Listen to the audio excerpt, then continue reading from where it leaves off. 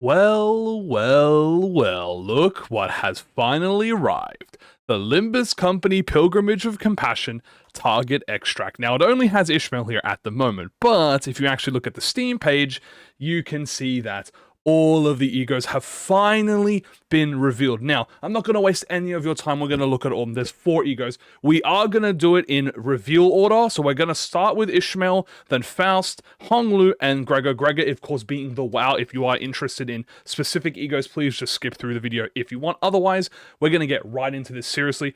Super excited about this, and I'm very interested to see what is going on.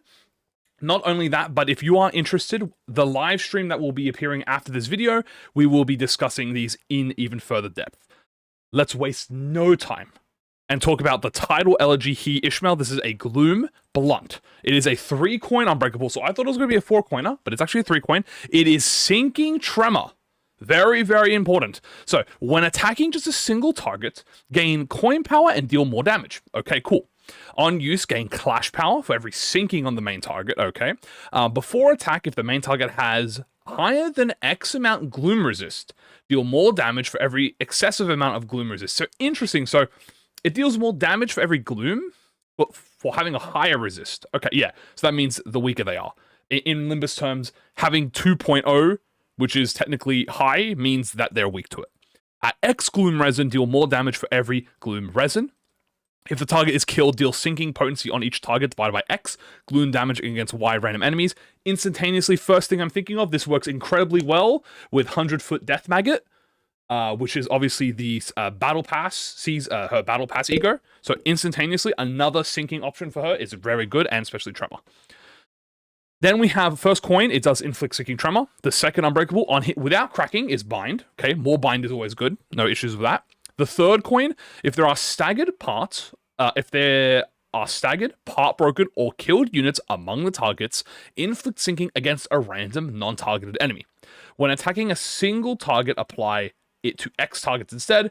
Trigger Tremor Burst, then reduce Tremor count. Okay, super simple. Not a complicated at all infliction, no unique effect on this at the moment. It could be on the corrosion, but so far it seems to just be a very simple infliction. Let's look at the corrosion, then we'll look at the passive. We have a 4-coin non-unbreakable, very specific, targets indiscriminately. On use, gain clash power for every sinking on main target. Before attack, we actually have gained the following effects for every X highest resin. If it was a gloom resist, it's every Y resin, and it looks like X is greater than Y. So, gain attack weight and deal more damage. We know it's about 5 attack weight from the trailer. After attack, apply blunt damage up next to the highest resin random allies, including this unit. If this red resin was gloom or an A res, apply gloom damage up as well. Sinking, tremor. If there are staggered parts or broken, inflict fragility, gloom fragility, and then tremor burst. Okay. Very simple so far. That's because that these IDs, I should say these egos, are specifically meant to be long-lasting. That's what Kim Ji-hoon and ProjectMoon team want. Now let's have a look at the passive. It says, combat start. If there is just a single enemy, this unit's leftmost skill on the dashboard gains clash power and deals more damage on hit after a clash win. For the turn in which this unit returned or substituted in, gain min-max speed and gain clash power. Oh my goodness, is that a Ishmael buff I see? Is that Z-Tune Ishmael buff I see? Can I just not stop winning? All right, reminder, this is the free ego. Now, as a free ego, I'll give my full thoughts of it at the end, but that is what it is so far. Very simple. I don't think bad at all, especially if we actually get to see what the application is. And she is like a little bit of a buffer supporter. But it does mainly look like this ego passive, she's definitely going to benefit a lot and kind of on any ID. That's kind of the idea I'm thinking of. So far, very simple. We're going to move on to the next one, which actually release order is Hong Lu. So we'll do Hong Lu's next. Yeah, it was Hong Lu, right? Yeah, it was Hong Lu, then Faust. So Hong Lu's, we have 2 Remain Oneself. This is a Pride / RIP Dimension Shredder, perhaps. Gain Poise. Is a Poise ego. I was not expecting that. So we have a 2-coin. Before attack, gain final power for every Poise potency and count on self. If this unit does not have Thunderer or higher Thunderer, recuperate a portion of ego resources and SP. That is something completely new. If this unit has Thunderer, gain attack weight and deal more damage. If this unit has high Thunderer, gain attack weight and deal more damage After attack, gain Thunderer. If this unit has Thunderer or High Thunderer, consume all of it and gain High Thunderer. Interesting. So whatever this Thunder is, I assume we'll get a understanding of what it is. Yeah, okay. So the second coin only. If this unit has Thunderer, you deal Poise, Potency, % damage on crits. And if this unit has High Thunderer, you deal Poise, Potency, plus count % damage on crit. Inflict Sinking. Poise, Sinking. Okay. Alright, so far, I'm just gonna say, no Rupture. That's all I'm saying. So far, no Rupture in this event, but I'm sure that'll change. This is super interesting. We're gonna obviously see what the Thunder is. But let's have a look at the Corrosion. It is a 3-coin Corrosion. Indiscriminate. Gain Poise and Poise count. Very simple. If this unit has Thunder or High Thunder, gain attack weight, base power, and coin power. This looks very strong. After attack, gain Thunderer. If this unit has Thunder or High Thunder, consume all of it to gain even Higher Thunderer. So you have to use the Ego a minimum of once before you get the High Thunder. First coin is deal bonus Pride damage by X of damage dealt. Second coin is the exact same thing, bonus Pride damage, percent of damage dealt. Then we also have, if this unit has Thunder, deal Poise, Potency, % damage on critical hit. If you have Higher Thunder, deal Poise, Potency, and count damage on hit. Inflict Sinking and Sinking count. Deal Pride damage by X at the damage dealt. This is a lot of damage. Now let's have a look at the status here. We have Thunder is gain offense level up and defense level up. Lose stack at the turn end. So you lose the stack at the turn end. And then High Thunderer is gain offense level up and defense level up. Okay, so that's probably going to be even way more and lose another stack end. The passive, turns end. Among the ego resource consumed to use to remain oneself Hong Lu. Sloth, Gloom, Pride, as we know what it is, gain the ego resources of the least owned affinity.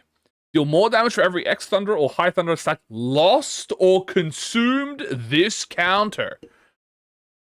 Wow.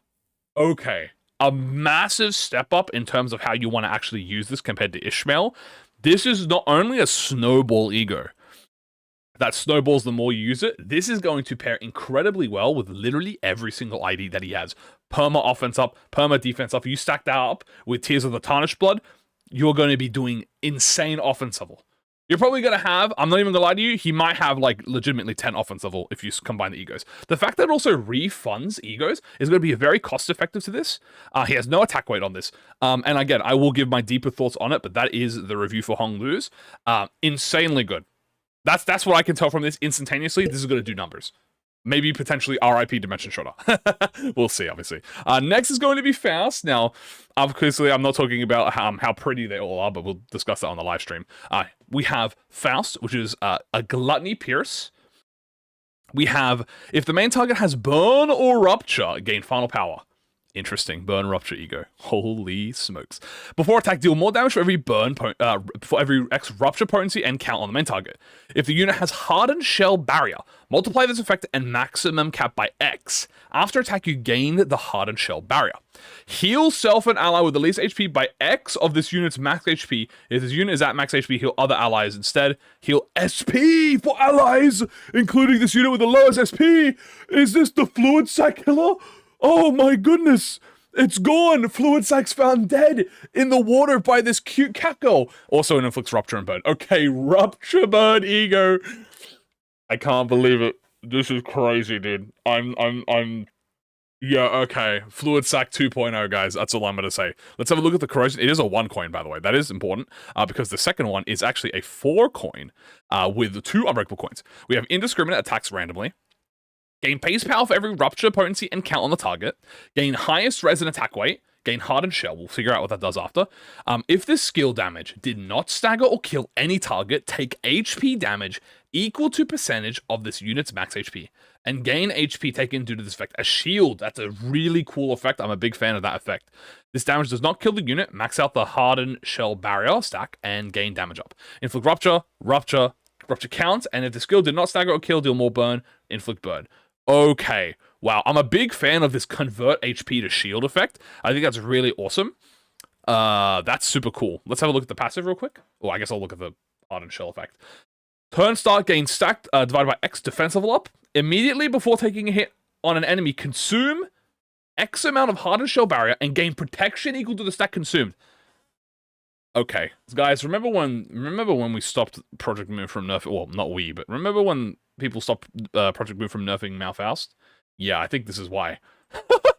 Passive Doctor. Haha, Doctor. Turn start, heal self and ally with the lowest HP percentage by hardened shell barrier stack of this unit's max HP. I'm sorry? If this unit is at max HP, heal X other allies with the lowest HP percentage instead. If this heal receiving units are at X or lower or staggered, boost the amount of healed. Turn end, if this last ego skill Faust used during the encounter was Meltdown, lose only X amount of stacks hardened shell barrier at turn end Instead, this effect activates in the same turn the ego skill is used.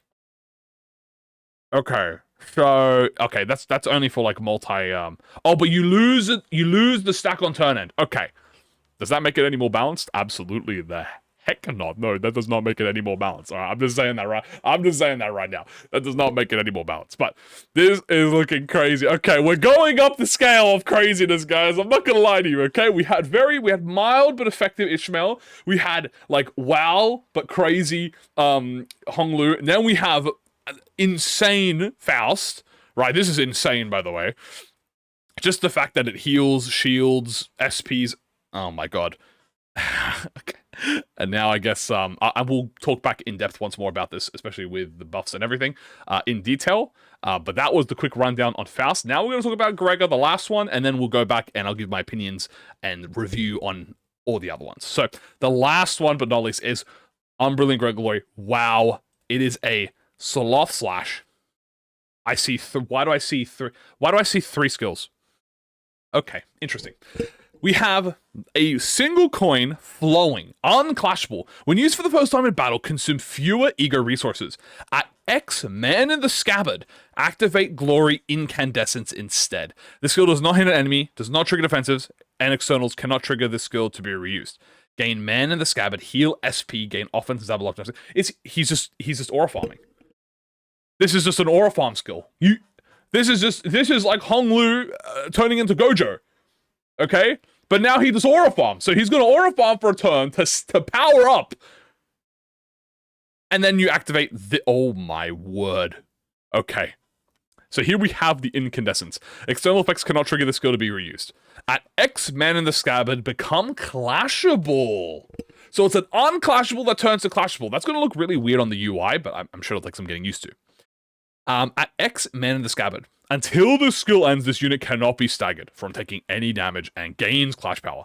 Before attack, consume all Men in the Scabbard and activate the following. Every stack consumed, recuperate Y ego resources. For every stack, gain attack weight. For every stack, gain defense level up. If X amount of stack was consumed, the Wythe coin deals more damage and this unit gains protection. How many coins does this thing hit? It should be a 4. Deal more damage for every burn tremor. Oh my gosh, it's burn tremor. I didn't even notice. It's burn tremor. For every burn tremor on the main target. After attack, heal SP for every target. Wait, what? Heal SP for every target that was either staggered or killed by the skill's damage. Okay. After attack, gain Man in the Scabbard. Okay. Turn end. If the skill failed to consume Man in the Scabbard, the leftmost skill on the dashboard gains aggro next turn. Interesting. So then we have... Oh, okay. So we know that the max stack is 5 then, because he used it 4 times. So reuse this coin in Man in the Scabbard, stack consumed divided by X minus Y. So that should be, it has to equal 5, because he used it 4 times, right? So that means it's 10. And that's divided by 2 minus, oh, I don't know. You know, I don't know. He uses it a total of 4 times in the trailer, I remember that. Coin start, if this coin isn't cracked, and if it attacks X enemies, the final coin to be used deals more damage, inflict burn, tremor. This is all 1 coin, by the way.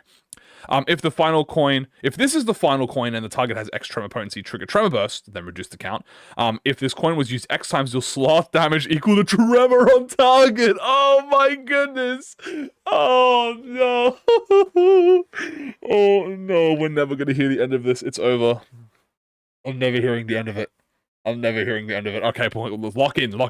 We're going to look at the corrosion now. The 4-coin unbreakable corrosion. Indiscriminate targets randomly.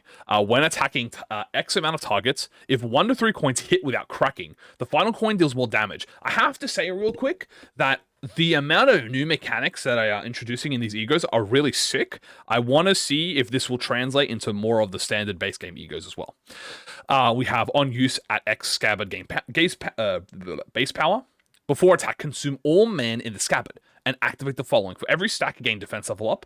If X stack was consumed, deal more damage with the final coin and gain protection. Deal more damage for every burn tremor on target. lose base power for every cracked coin, gain mana in the scabbard, probably a lot. If the skill consumed X mana in the scabbard, the leftmost skill on the dashboard gains aggro. The first 3 coins don't do anything, but the final coin inflicts burn, tremor, and if it's not cracked, you will tremor burst. Let's have a read of the Man in the Scabbard passive, which is for every stack X gain aggro, for every stack X gain protection. And Priest Gregor's unkillable. And Priest Gregor's the tankiest thing in the game. Are you kidding me? Protection just flat per turn. That's gonna be like a minimum of 2-3 protection. There's no way it isn't. Plus aggro, GG's to all Gregors, dude. GG to Garden of Goats, man. I don't know how to say this. Anyways, through the passive. Gain mana in the scabbard when meeting one of the following conditions. I like these condition ones. For every XP damage taken from getting hit, from every shield damage taken from getting hit, for every staggered ally when other allies become staggered, for every dead ally when allies are killed. If this unit is staggered due to damage, and if he has mana in the scabbard, fix all of his resistances to Y for the turn and recover from stagger! What do you mean? He's unkillable! He's a demon! His name is Gregor, the undeniable champion of the WWE Sinners Round, man! What do you mean he's pretty much immortal? Okay, but I really like how the passives, you can only get them if you're either getting smoked by your team or you're tanking. Obviously, this leads credence to some IDs which are more suitable to tanking, but this is clearly supposed to be the 10,000 hit protection ego. Oh, okay. If there was a scale that I had to rank everything up, I would definitely say Ishmael was like a 2, Hong Lu was like a 4, Faust was like a 7. Faust was like a 9. Sorry, I would say Ishmael's like a 2. Right? I don't think she's bad at all. Hong Lu is like a 4. He's good. It's good. I can tell. I would argue, no. 2 Ishmael, 5 Hong Lu, 9 Faust, and then like 15 out of like 10 Gregor. This is insane. This is insane. Okay, I'm going to go over real quick. We're going to also be talking about these more in depth on the live stream if you do want to make it this far into the video somehow and you want to have a look. But here's the thing. Let's talk about Ishmael real quick. So Ishmael out of all of them, is the simplest. She doesn't have any super unique gimmick. She does not have any unique buffs, any passives. All she does is inflict tremor and sinking, and she gets stronger. This is pretty much a buffed version of her season battle. Excuse me. Oh my gosh, I'm sorry. This is pretty much a buffed version of, I want to say, her battle pass ego. And her passive, right? Ishmael passives are just insane. Like 85 to 90% of the time. This is like this you can use on any character. Like you pop this on anyone. They don't even have to do sinking or tremor. The thing about 100-foot Death Maggot is you need to be a sinking user to actually benefit from the passive. Here you don't. So you gain clash power. And also if you're a substitute ID, which Zichun believers, I will obviously always be taking this on Ishmael. You gain min-max speed and clash power. Permanent, like more. So definitely great. And it just seems very simple. Also, blunt damage up, which again, I'm just saying, it's very, Zichun, and Zichun also has gloom damage, by the way. I think this is I think the director might be biased to Ishmael. I'm starting to have a little bit, maybe all the glaze I gave Zichun is finally coming back to me. You know what I'm saying? It's like paying it forward, right? I took all of the hits. I got flamed. I defended this ID before she even was released. I was there day one. And you know what I'm going to be rewarded with? I'm going to be rewarded with the best Zichun Ishmael he ego you can get. What am I going to do if I'm not using Zichun Ishmael? I'm not going to lie to you, it's probably this or Christmas Nightmare still. Or Wingbeat. I mean, that's like the only he ones she has. Oh, or Otter Blossom. Anyway, all I'm saying is this doesn't replace anything. This is definitely, you add this on your team no matter what. Especially because, obviously, sinking Tremor. Tremor, obviously, would be with Christmas Nightmare. Christmas Nightmare does AoE healing, I think. Or is that Gregor's one? I'm not going to lie to you, I don't remember. She does something. But yeah, definitely, especially with the sinking. So, more sinking, cool. More Tremor, cool. Bind is nice. Buffing for the party, and buffing Ishmael. Completely fine. In fact, arguably the most balanced ego here. And then we immediately move on to the next one, which I must say ups the bustedness by a little bit. So here we have Hong Lu. Now I'm gonna say this right now. Hong Lu, I don't think is super overpowered. But, and I had to say this with a but, that can change completely, because when you're dealing with so many percentages, okay, it is impossible to not fail, right? That's the thing, right? And there's no, and I have no problem with that personally. But when you're dealing with something that has so many percentages, and also your poise, right? So poise also gets that 20% extra. It is impossible to not fail. What does this ego do? You kill. That's what this ego does. You know how you use Tears of the Tarnished Blood and then you stall out the fight so you get the maximum benefit? This is the opposite of Tears. You want to use this as early as possible, and then you just want to keep flipping using it just over and over and over and get permanent high thunder, because that's the idea. You want to be permanently high thunder or thunderer upkeep, and the more poise you get, obviously you're going to be a poise ID, so this is obviously going to affect Lord Hong Lu, or it's going to affect full stop. Or if you're doing Mirror Dungeon, it doesn't matter. And I think that's also a thing. This is like, if you're using Mirror Dungeon, doesn't matter what team you run with this, you're going to be doing some damage. Equally so, this is kind of like, does Hong Lu's one actually affect poise? Or is that Yi Sang's one that affects poise? I don't remember. Please tell me in the comments. I'm pretty sure Hong Lu's one affects poise. Like, I'm pretty sure critting does more. Or am I thinking of Yi Sang? I don't know. There's so many dimension shredders. I can't tell the difference. But yeah, this one, especially the fact that it refunds you. That's so crazy. And the fact that you gain damage for more the stacks you lose. So the earlier you use it, you lose it no matter what at the end of the stack, and it consumes it, right? So you consume it, you lose the stack. The sinking bonus is just a bonus on top. So that's the sinking is great. I think his only other sinking ego is, again, don't quote me, I'm pretty sure his base ego. Doing a quick mental note. No, Lasso is Rupture. Soda is not sinking. He has Dimension Shredder, which is Rupture. Yeah, no, I think he has no six. This is his only other sinking unit. And you're probably still going to use this for sinking. But definitely the sinking is just a bonus on the application. This is the DPS move, okay? This is what I'm saying. This is you upkeep this bad boy, and you just murk whoever you want. Strong. I wouldn't say overpowered, but again, when you're dealing with 200,000 percentages, you don't know how strong it's going to be. It's impossible to fail, especially with the passive, and the fact that it refunds you, Sloth, Gloom, Pride. Incredibly strong. Now we go into controversially strength tier. Okay, now we're talking upper echelon of strength here.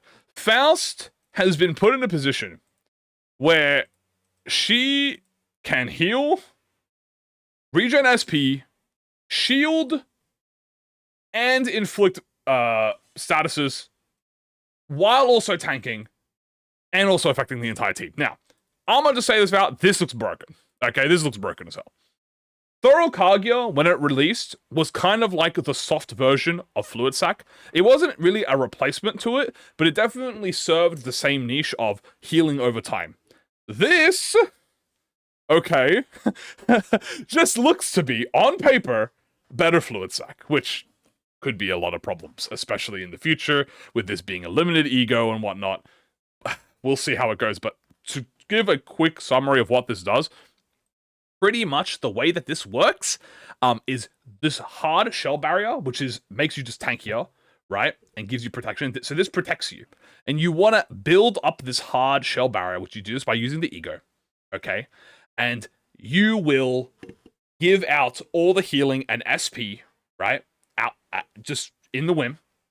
And heal yourself too. But if you don't, if you're full HP, and I guess the idea is to not take damage with this, because you heal more people. You will not only heal more people, if people are staggered, they get more healing. If they're at max HP, if you're at max HP, you get more healing. And every turn, you will always pocket heal someone. That's, I think, the big thing. If this is like 10 or 15%, that's kind of crazy. Just every turn, you're pumping out 20 heal on anyone. Whoever's just the loss. She kind of turns into like the medic from TF2, or Mercy, if you want to use Overwatch terms. Yeah, so I think this part here is the big part. This part here, I think obviously corrosions are always just however, I do really like that she converts her HP into shield. I think that's super cool, right? I'm a big fan of that. And it looks like she does do a lot of infliction. So really, this is the how does the meme go? I protect, but I also attack. That's kind of how I'm looking at with this with this I protect, but I also attack. So that's kind of what I'm going with. And then she kind of has like a pocket heal buddy. So if any E-girl players, if you want to, you know, be like an E-healer, you can pick this ego if you get it, and you're gonna have a fun time. Also, it really advises you to only use this ego when you're using it. Which again, this text is only possible if you're doing unfocus encounter, or if you're doing retreat gimmick, which I should mention this. You can use multiple egos in a turn. Yeah, I think out of a busted scale, I think RIP Fluid Sac. Unless the values are lower than Fluid Sac. But like, I mean, I don't know. Again, percentages, it's hard to tell. It looks like it does a lot. It looks insanely good. This one is going to be the one talked about in all of the is Limbus getting worse videos that are going to come out, or all of the Limbus is changing videos. This is going to be the one that's on the title thumbnail. And then we move to Sir Gregory, who is, might I say, absolute aura farm build. Like, what do I say about this?